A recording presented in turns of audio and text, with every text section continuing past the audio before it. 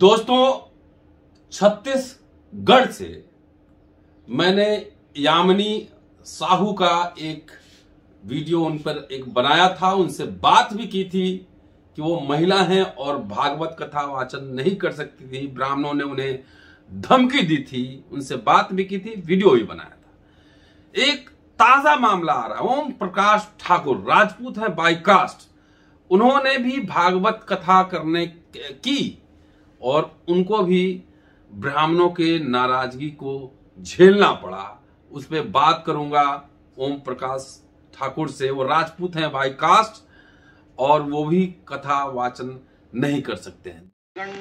बेमेतरा में इकट्ठे हुए हैं और इस गोष्ठी का मुख्य कारण है बेमेतरा नगर के सिंघौरी ग्राम में एक क्षत्रिय व्यासपीठ पर बैठ रहे हैं, लिख करके अपना नाम पंडित ओम प्रकाश ठाकुर जी, और इसमें पूर्णतया रूप से ये संज्ञान में विषय आया है कि जिन्होंने इस आयोजन में सहयोग भी दिया है वो उनको ब्राह्मण समझ करके दिया है, क्योंकि अनेक कथावाचक ब्राह्मण अपने साथ वृंदावन आदि के ठाकुर जी आदि लिखते हैं। तो ये उन्होंने लोगों को अंधकार में रख करके ऐसा एक स्वरूप बनाया कि हम व्यासपीठ पर बैठ जाएं।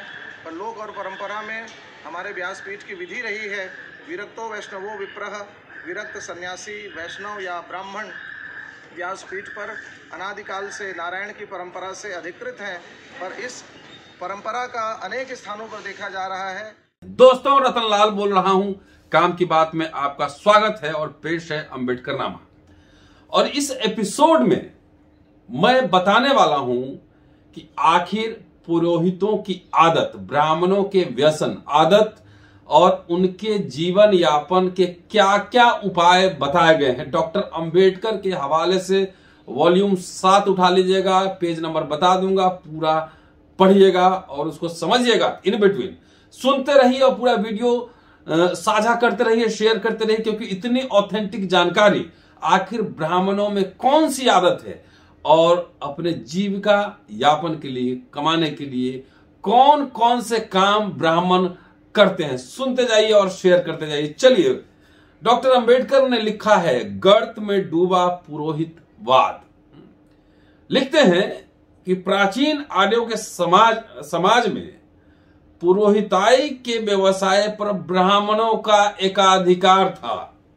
ब्राह्मणों को छोड़कर कोई अन्य पुरोहित नहीं बन सकता था। धर्म के अभिरक्षक के रूप में ब्राह्मण नैतिक और आध्यात्मिक मामलों में मार्गदर्शक हुआ करते थे। उनको ऐसे मानक स्थापित करने थे जिसका लोग अनुसरण करें, उसका पालन करें। क्या ब्राह्मणों ने यह मानक स्थापित किए थे? दुर्भाग्यवश जो प्रमाण हमारे पास हैं वह दर्शाते हैं कि ब्राह्मण नैतिक रूप से अधोगति के सबसे गहरे गर्त में गिर चुके थे। आगे लिखते हैं कि एक श्रोत्रिय ब्राह्मण मतलब लर्नेड ब्राह्मण, सबसे हाई क्लास ब्राह्मण, एक श्रोत्रिय ब्राह्मण से अपेक्षा की जाती थी कि वह खाद्य सामग्री का भंडारण केवल 1 सप्ताह के लिए करे। लेकिन धीरे धीरे उन्होंने इस नियम की धज्जियां उड़ा दी। उन्हें संग्रहण की लत लग गई, सारे सामान इकट्ठा करने की ज्यादा लत लग गई।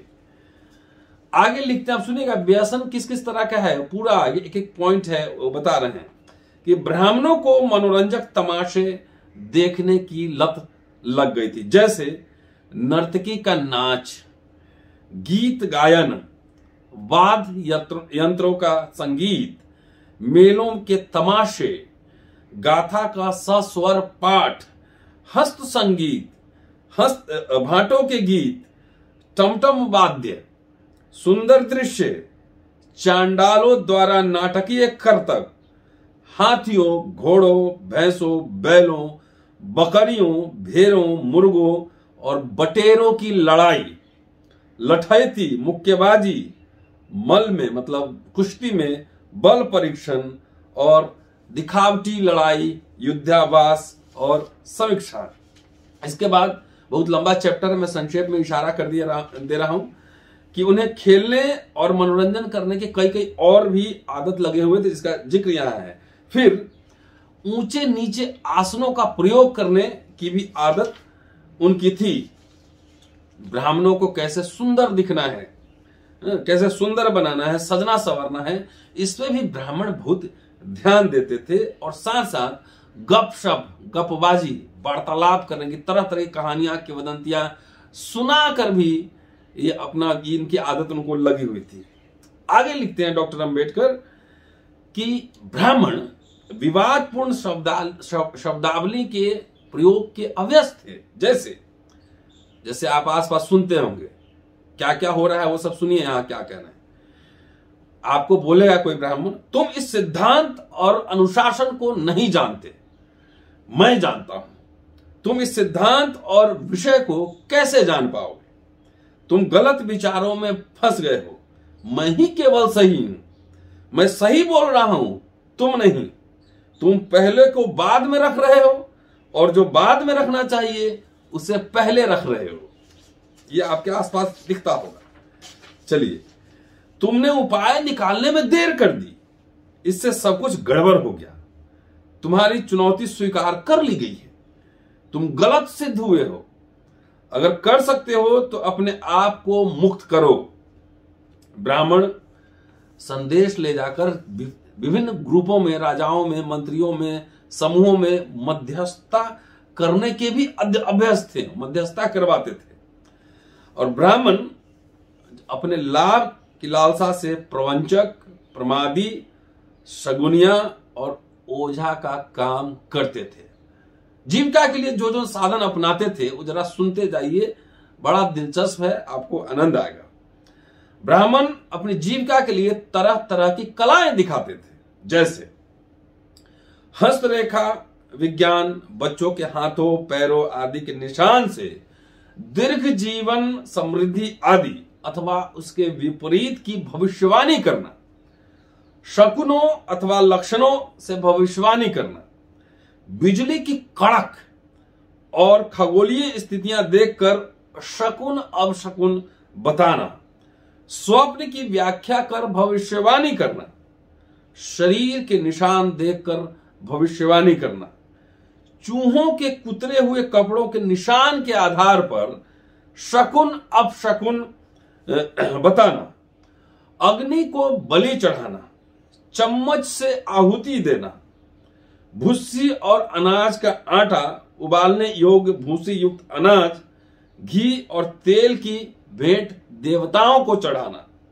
सरसों मुंह से उगलकर अग्नि में डालना, देवताओं के लिए भेंट स्वरूप दाहिने घुटने से खून निकालना, उंगली की गांठें आदि देखकर मंत्र गुनगुनाने के बाद यह बताना कि अमुक आदमी जन्म से भाग्यशाली है अथवा नहीं, यह बताना कि जिस स्थान पर मकान या क्रीड़ा स्थल, स्पोर्ट्स ग्राउंड बनना है वो शुभ है या नहीं, रीति रिवाज के नियमों के बारे में सलाह देना, तरह तरह के सलाह मिलते हैं।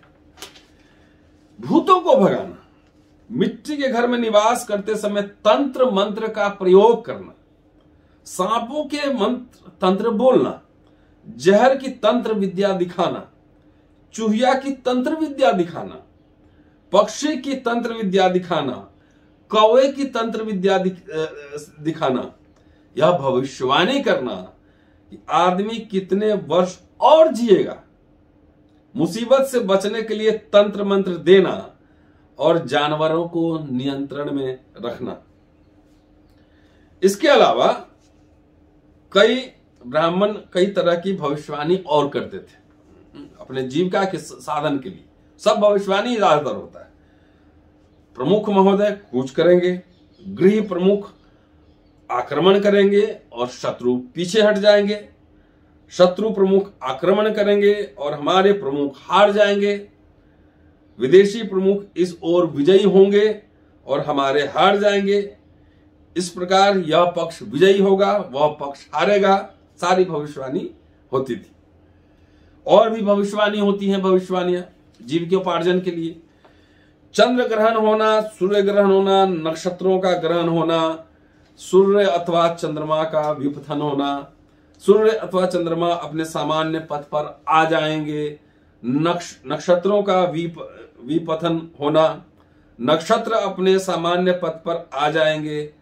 जंगल में अग्निकांड होगा, उल्कापात होगा, भूचाल आएगा, भगवान ब्रजपात करेंगे और सूर्य अथवा चंद्रमा अथवा नक्षत्रों का उदय और अस्त, उसके प्रकाश में तीव्रता और धुंधलापन अथवा 15 प्रकार की इस तरह की भविष्यवाणियां करना कि इनके ऐसे परिणाम होंगे। फिर भारी वर्षा की भविष्यवाणी करना, कम वर्षा की भविष्यवाणी करना, अच्छी फसल की भविष्यवाणी करना, अनाज की कमी की भविष्यवाणी करना, शांति की भविष्यवाणी करना, अशांति की भविष्यवाणी करना, महामारी की भविष्यवाणी, अच्छी ऋतु की भविष्यवाणी, अंगुलियों पर गणना, बगैर उंगलियों के गणना, बड़ी संख्याओं का योग करना, गाथा और कवित्व की रचना करना, वाक्छल दिखाना और कुतर्क करना। आगे लिखते हैं कि और कैसे कैसे जीविका के साधन है वो भी सुनते जाइए।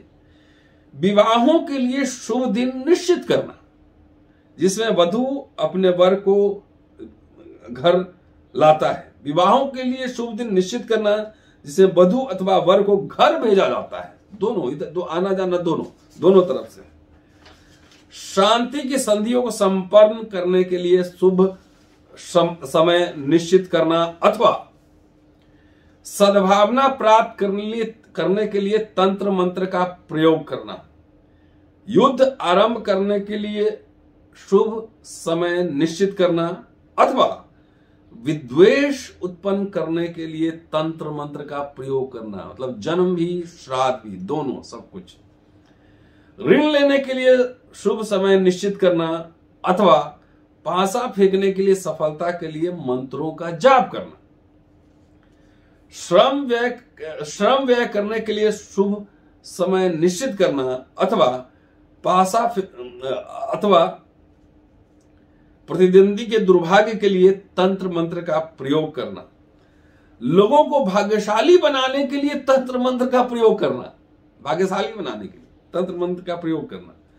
लोगों को दुर्भाग्यशाली बनाने के लिए तंत्र मंत्र का प्रयोग करना। गर्भ गिराने के लिए मंत्रों का जाप करना। किसी व्यक्ति की बतीसी जकड़ने के लिए जादू टोना करना। गूंगापन लाने के लिए जादू टोना करना। किसी व्यक्ति से हार स्वीकार करवाने के लिए जादू टोना करना। बहरापन लाने के लिए जादू टोना करना।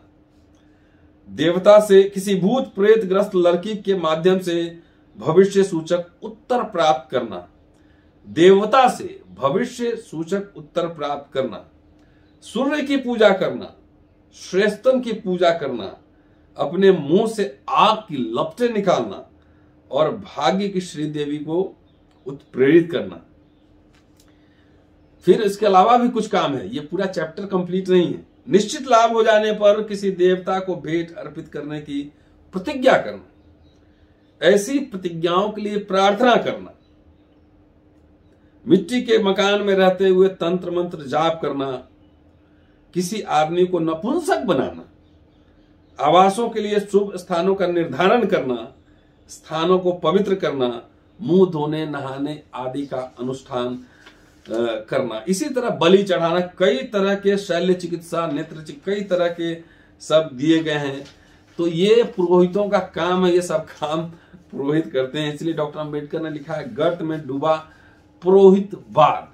क्या करना है नहीं करना है, ओम प्रकाश सिंह बाई कास्ट राजपूत हैं, उनको कनेक्ट करने की कोशिश कर रहा हूं। आजकल मैं उनसे बात करूंगा। पूरा वीडियो सुनिए और शेयर करते जाइए। और ये पेज वॉल्यूम 7 पेज नंबर 10 से लेकर और पेज नंबर 17 तक 7 पेज में है। ये कंप्लीट चैप्टर नहीं है। डॉक्टर अंबेडकर के मैन्युस्क्रिप्ट कंप्लीट नहीं है। जितना अवेलेबल है संपादक ने उसको एडिट कर छापा है। शुक्रिया। Keep watching and sharing Ambedkarnama. जल्दी मिलता हूं आपसे अगले एपिसोड में। शेयर करते रहिए, सब्सक्राइब करते रहिए। शुक्रिया। जय हिंद।